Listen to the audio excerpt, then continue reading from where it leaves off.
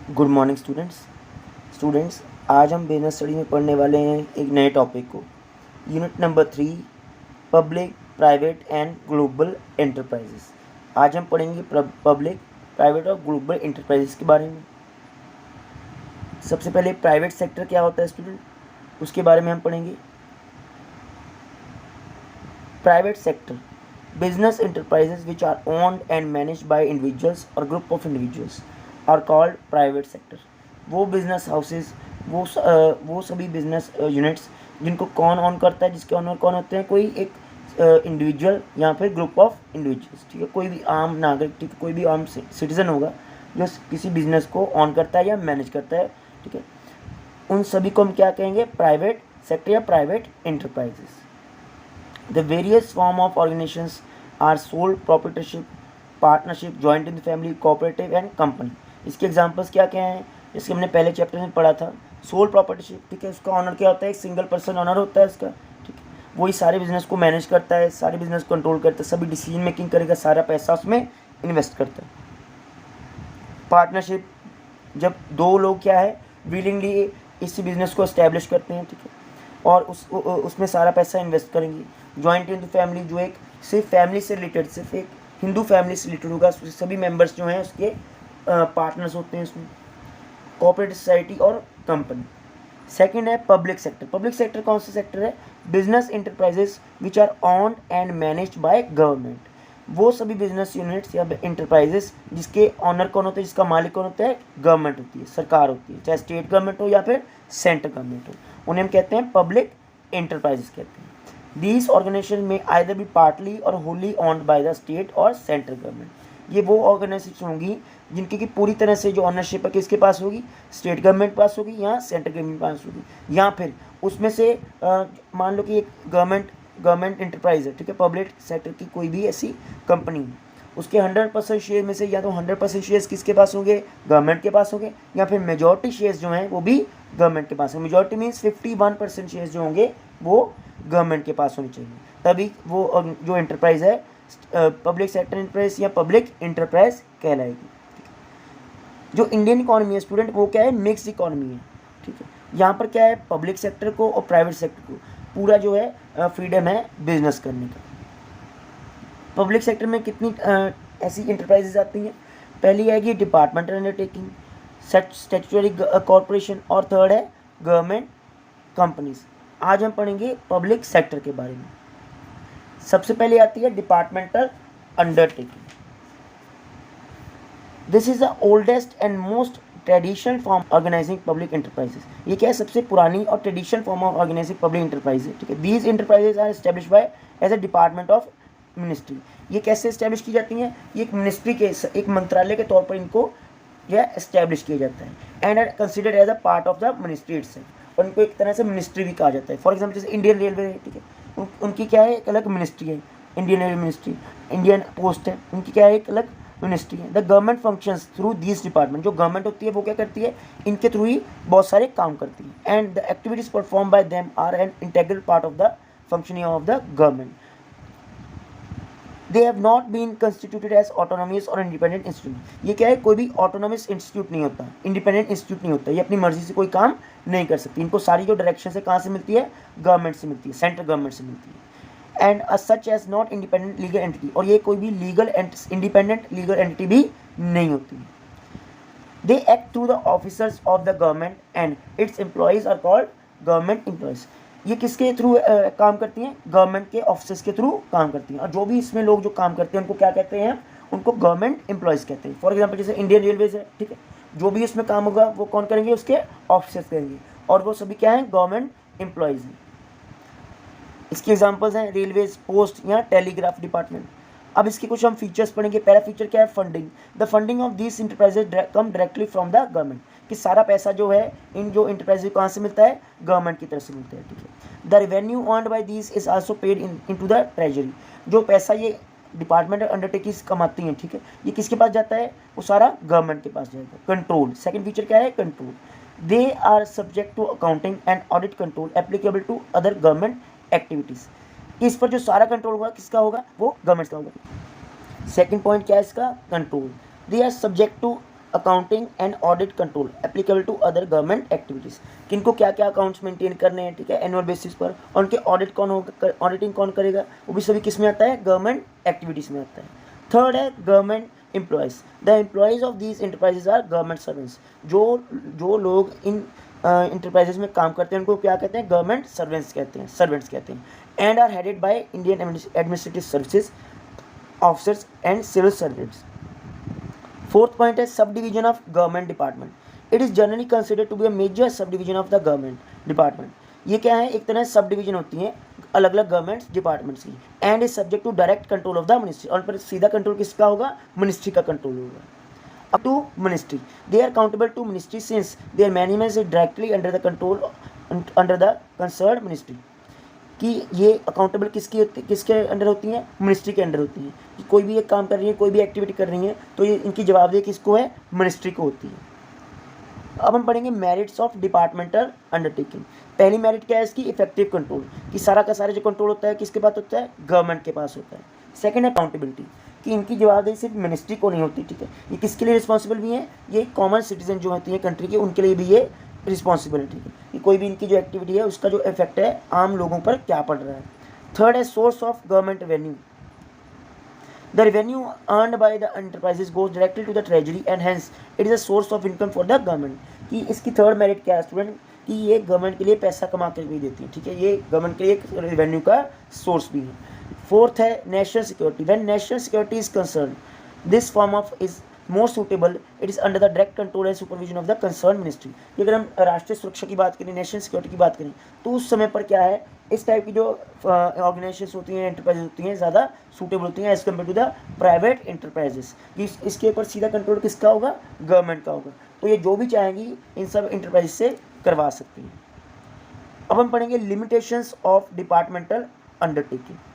पहली लिमिटेशन क्या है स्टूडेंट, इनफ्लेक्सिबिलिटी, कि ये बिल्कुल फ्लेक्सिबल नहीं है, कि जैसे जैसे टाइम चेंज हो जाता है, ठीक है, उसके अकॉर्डिंग ये अपने आप को ढाल नहीं पाती।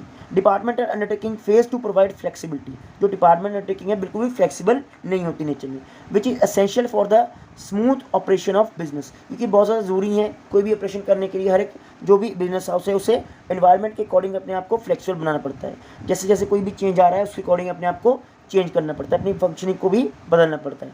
डिले इन एक्शंस, कि यहाँ पर जो काम होता है बहुत ज़्यादा डिलेड काम होता है, ठीक है, बहुत ज़्यादा टाइम लगता है कोई भी नया काम शुरू करने में, क्यों, क्योंकि यहाँ पर बहुत ज़्यादा लोगों के जो अप्रूवल्स हैं वो लेने पड़ते हैं, तभी जा करके कोई जो काम है फाइनली उस पर कोई एक्शन लिया जाएगा।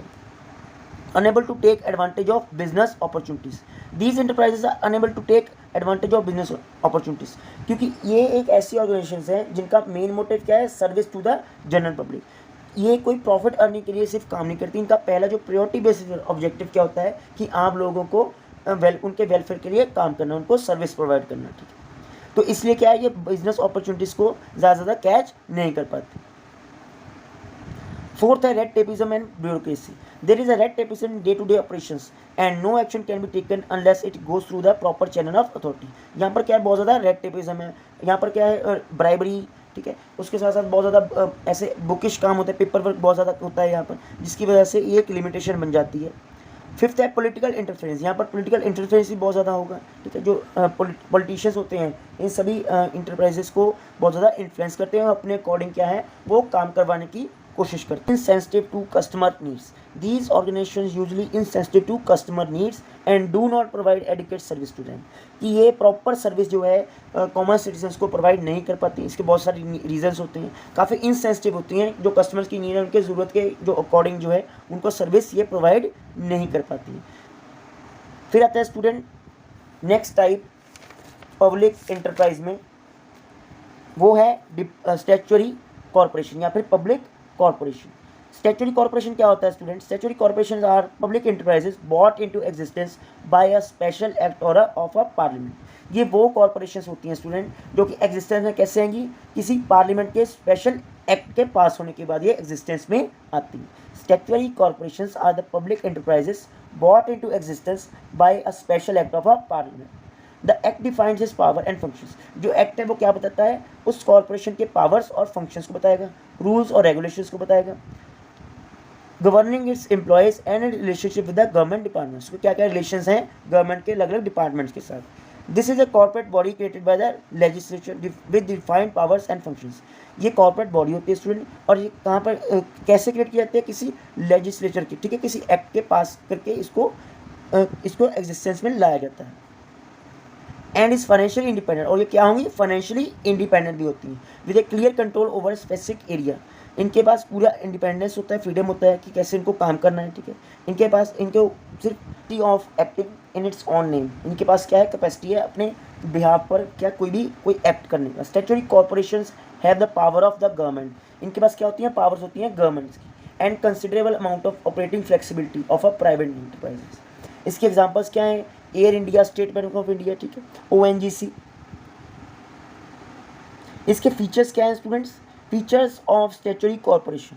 पहला फीचर है क्रिएटेड बाय एन एक्ट, कि इनको क्रिएट कैसे किया जाता है, इनको एग्जिस्टेंस में कैसे लाया जाता है, एक्ट के पास करके, ठीक है। पार्लियामेंट में किसी एक्ट को पास किया जाता है, और वो एक्ट क्या बताता है, इनके ऑब्जेक्टिव्स की, इन कॉर्पोरेशन को बनाया क्यों जा रहा है, इनकी क्या क्या पावर्स होंगी, ठीक है। ओन्ड बाय स्टेट, इनके ऑनर कौन होते हैं, इनकी ऑनर्स गवर्नमेंट होती है। The government has the ultimate financial responsibility, और गवर्नमेंट की क्या है, रिस्पॉन्सिबिलिटी है इनको फंड्स प्रोवाइड करना।